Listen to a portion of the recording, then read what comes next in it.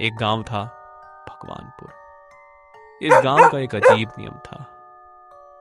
शाम 7 बजे के बाद कोई भी घर से बाहर नहीं निकलेगा। न बच्चे, न बड़े, न जानवर।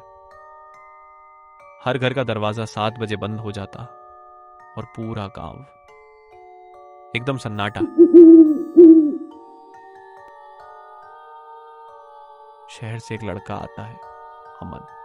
उसके चाचा इसी गांव में रहते थे। वो अपने चाचा के साथ उनके घर जाता है। उसे यह गांव बहुत अजीब लगता है। अमन अपने चाचा से पूछता है, चाचा जी, यह गांव इतना शांत और अजीब क्यों है?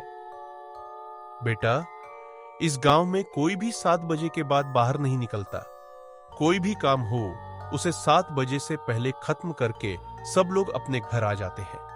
तुम भी 7 बजे से पहले घर आ जाना और 7 बजे के बाद घर से बाहर मत निकलना। 7 बजे के बाद बाहर नहीं जाना, यह भी कोई बात हुई? ये मजाक नहीं है। जो भी गया है वह कभी वापस नहीं आया। अमन तय करता है कि वह सच देखेगा। रात के 7:15 बजे वह चुपके से घर से बाहर निकलता है। अचानक दूर एक सफेद साया खड़ा दिखाई देता है। अमन धीरे धीरे उसके पास जाता है और जैसे ही वह उसके पास पहुंचता है, वह साया हवा में गायब हो जाता है। अगली सुबह अमन सबको यह बात बताता है। गांव वाले डर के मारे चुप हो जाते हैं। तभी एक बूढ़ा आदमी धीरे से बोलता है, तू बच गया, लेकिन सब नहीं बच पाते। अमन को सच जानना ही था। वह गांव की एक बुजुर्ग औरत दादी अम्मा के पास जाता है। अम्मा, क्या आपको पता है कि इस गांव में कोई 7 बजे के बाद बाहर क्यों नहीं निकलता? आखिर सब इतने डरते क्यों हैं? ये आज का नहीं, 20 साल पुराना पाप है। तुम सबकी मदद करने वाली, लेकिन गांव के कुछ लोग उसे पसंद नहीं करते थे क्योंकि वह सबसे अलग थी। लोग कहते थे कि उसके पास कुछ अजीब शक्तियां हैं। एक दिन गांव का एक बच्चा अचानक गायब हो गया। लोगों ने बिना सोचे समझे गौरी पर इल्जाम लगा दिया। ये लड़की डायन है। सबने मिलकर उसे पकड़ लिया और बिना सच जाने उसे गांव के बाहर एक पेड़ से बांध दिया। गौरी रोती रही, मैं निर्दोष हूं, मैंने कुछ नहीं किया। लेकिन किसी ने उसकी बात नहीं सुनी। रात के 7 बजे लोगों ने गौरी को जिंदा जला दिया। उस वक्त गौरी चीख कर बोली, आज के बाद हर रात 7 बजे मैं लौटूंगी और एक एक से बदला लूंगी। तब से हर रात 7 बजे के बाद वो आती है।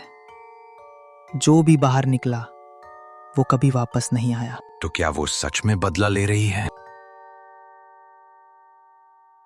दादी अम्मा कुछ देर चुप रहीं। उनकी आंखें दरवाजे की तरफ टिक गईं।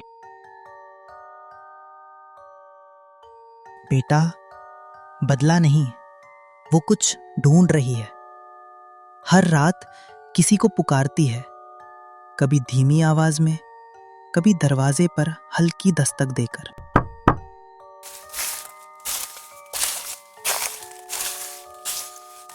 अमन डर गया, लेकिन उसने सोचा, मुझे सच पता करना ही होगा। धीरे धीरे वो घर से निकला और अपने चाचा के घर की तरफ चल पड़ा। सच सबके सामने आना चाहिए। उस दिन मैं ही थी जिसने सबको भड़काया। मैंने ही कहा था गौरी डायन है। मैं डर गई थी उसकी सच्चाई से। लेकिन इस बार देर हो चुकी होती है और गौरी सीधा दादी अम्मा की तरफ बढ़ती है और एक ही पल में दादी अम्मा गायब। सब लोग जम जाते हैं। किसी में हिम्मत नहीं होती कुछ बोलने की। अगली सुबह गांव में अजीब सन्नाटा होता है। ना कोई गौरी का नाम लेता है, ना कोई उस रात की बात करता है। लेकिन अमन तय करता है कि अब यह गांव छोड़ देना ही सही है।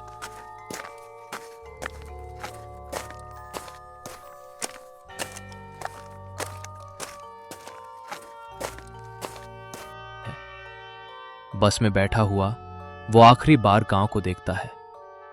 उसके दिमाग में एक ही सवाल, क्या अब सब खत्म हो गया? बस चल रही होती है, तभी उसके बगल वाली सीट पर कोई आकर बैठता है। अमन मुड़कर देखता है, एक लड़की, हल्की सी मुस्कान। उसका दिल तेज धड़कने लगता है। लड़की धीरे से उसकी तरफ झुकती है और कहती है, सच सबको बताने चले थे ना। अमन का चेहरा सफेद पड़ जाता है। मैं अब सिर्फ भगवानपुर की नहीं हूं। अब जहां जहां सच दबाया जाएगा वहां वहां मैं आऊंगी। और इतना कहकर वो लड़की गायब हो जाती है। अमन को कुछ समझ नहीं आता और वो बस से सीधा अपने घर चला जाता है।